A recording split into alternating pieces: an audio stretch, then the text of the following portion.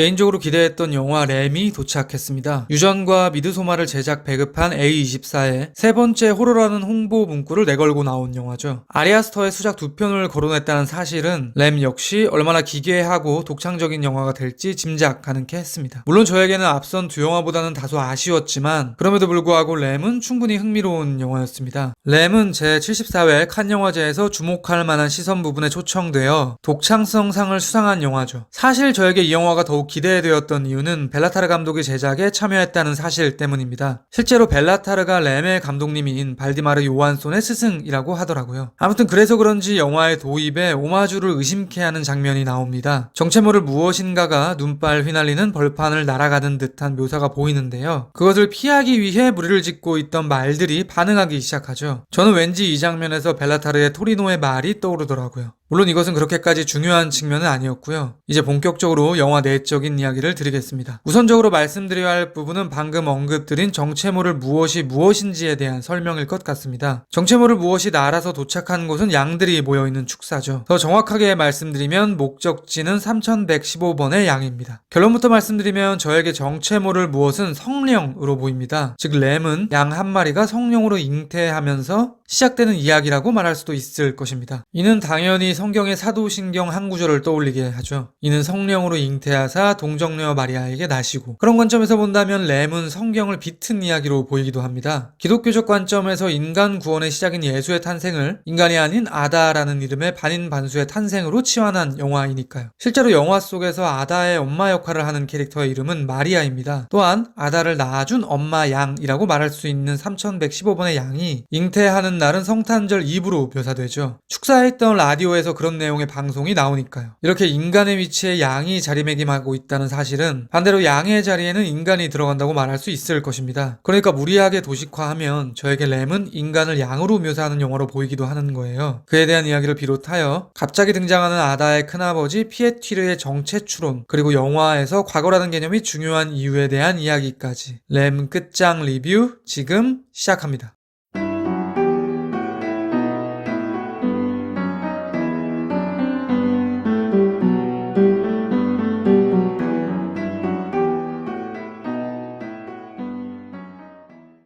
언급드렸던 램은 인간과 양 사이에 등호를 두는 영화입니다. 세 가지 정도 근거를 찾을 수 있을 것 같은데요. 우선 공간적 측면. 램의 도입부에는 마리아 잉그바르 부부가 축사에서 양들을 기르는 면면들이 묘사됩니다. 양들에게 부여되는 숏이 꽤 많은데요. 그 장면들에서 저에게 인상 깊었던 부분은 양들이 제각각 사방이 막힌 울타리에 갇혀있는 미장센이었습니다. 인간에게 길러지는 가축이기에 우리라는 폐쇄된 공간에서 길러지는 것은 당연하겠죠. 그럼에도 불구하고 인간에게 컨트롤되는 양이라는 인간과 양의 관계가 저는 흥미로워 보이는 거예요. 왜냐하면 저에게는 이러한 묘사가 부부의 집에서도 동일하게 발생하고 있는 것처럼 보이거든요. 반복되는 창문과 창틀을 너머의 인간들의 모습을 통해서, 경운기 운전석에 인물이 갇혀있는 듯한 구도를 통해서 등등 인간들도 어떤 존재에게 사실상 사육을 당하는 것처럼 표현되고 있는 것이죠. 게다가 부부의 목장은 도심과는 완전히 격리된 광활한 대자연 속에 놓여 있습니다. 같은 맥락으로 영화에서는 대자연 속에 점으로 놓인 인간의 양태를 반복하죠. 그러니까 양들이 살고 있는 축사가 인간에게 컨트롤되는 양에 대한 표현이었다면 부부의 생활 공간은 초월적 무엇인가에게 컨트롤되는 인간이라고 말할 수 있을 것입니다. 즉 이들은 어떤 존재에게 일종의 양인 것이죠.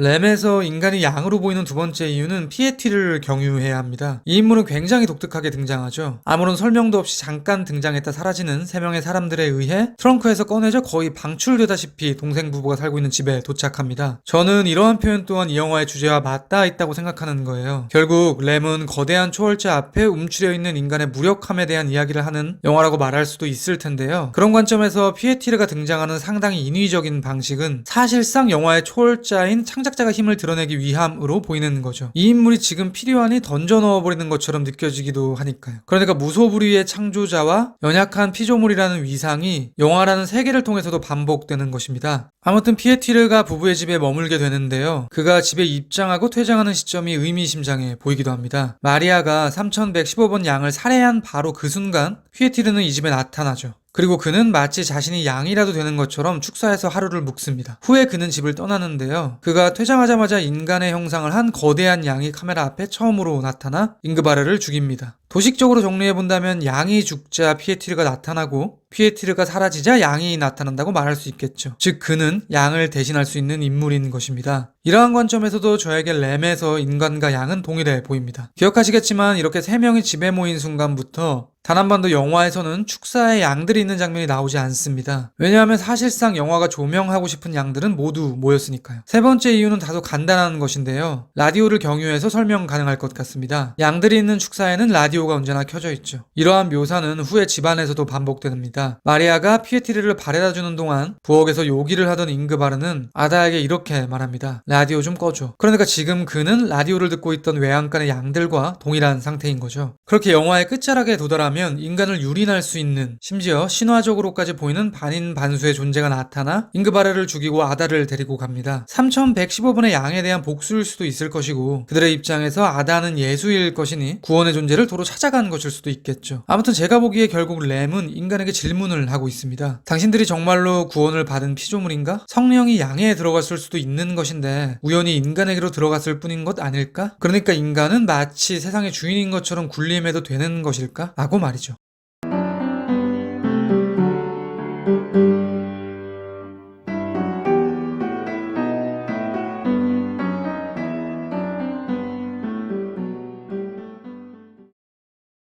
영화 램이 오묘해 보이는 이유 중 하나는 인물들의 전사가 감춰져 있다는 사실 때문일 것입니다. 잉그바르는 마리아에게 미래로 갈 수 있는 기술이 이론적으로 완료되었다는 기사에 대한 이야기를 합니다. 그때 마리아는 과거로도 갈 수 있을까? 라고 묻죠. 영화에 대한 정보를 찾아보면 이들은 과거에 유산을 했었던 배경이 나오긴 합니다. 그렇지만 영화에는 완벽한 정보가 제공되지는 않아서 이에 대해 추측 가능할 뿐이죠. 피에티르는 마리아에게 성적인 시선과 제스처를 보냅니다. 그녀가 목욕을 하는 것을 훔쳐보기도 하고 반협박을 해서 그녀와 육체적으로 엮이려고 하죠. 이에 대해 전혀 놀라지 않는 마리아의 반응을 보면 그들에게는 이미 끈적한 과거가 있었던 것으로 짐작할 수 있습니다. 역시 이들 사이의 과거가 정확히 밝혀지지 않고 있는 것이죠. 또한 잉그바르는 마리아에게 형에 대해서 이렇게 말합니다. 그런 쪽으로는 잘 안 풀리나 봐. 피에티르의 과거에 대한 이야기이기는 한데 무엇인지는 알 수 없죠. 그나마 조금 명징하게 드러나는 과거는 피에티르가 락밴드를 했다는 사실입니다. 녹화된 뮤직비디오를 보며 이들은 즐거워하고 피에티르는 당시의 율동을 반복합니다. 제가 보기엔 램이 이렇게 과거와 결부된 이야기들을 의미심장하게 반복하는 것이 영화의 핵심처럼 보이는 거예요. 마리아는 과거의 슬픔 때문에 아다의 엄마인 3115분을 죽이고 자신이 아다를 기릅니다. 피에티르는 마리아와의 관계를 가졌던 과거에 매몰되어 현재도 부정을 이어가려 합니다. 그리고 세 명의 인물은 피에티르의 과거의 영광을 반추하는 방식으로 현재를 즐기기도 하죠. 그러니까 결국 램이 묘사하는 인간들은 과거에 천착해 그에 대한 작용으로 현재를 살아가는 존재들인 것입니다. 인간 외의 다른 동물들은 과거에 의거해 현재의 불행과 행복을 결정짓지 않는다는 측면에서 본다면 인간은 결코 그들보다 우등하다고 말할 수 없겠죠. 즉 램은 결국 인간에 대한 실존적인 질문을 하면서 동시에 겸손을 요하는 영화로 보이기도 하는 거죠. 영화에서는 마리아 잉그바르 부부가 양을 사육하는 모습이 그리 호감적으로 묘사되지 않습니다. 인식표를 귀에 각인시키는 과정에서 새끼 양이 피를 흘리며 고통스러워하는 듯한 묘사도 있었죠. 그리고 제가 보기에 램에는 반려묘와 반려견에서 시점 쇼트를 부여하는 듯한 장면들도 꽤 있습니다. 심지어 카메라의 높이가 그들의 눈높이에 맞게 내려가기도 하죠. 즉 동물들에게도 주체성을 투영하고 있는 영화라 말할 수도 있을 것입니다. 이렇게 램은 미물이라는 측면에서의 인간을 조명하는 영화이고요. 인간을 한없이 낮추는 영화이기도 합니다. 물론 언급드렸듯 개인적으로 유전이나 미드소마만큼의 감흥을 주는 오컬트는 아니었지만 분명히 꽤나 인상 깊었던 영화인 것만큼은 사실입니다. 지금까지 램에 대한 헐거운 리뷰였습니다. 들어주셔서 감사합니다.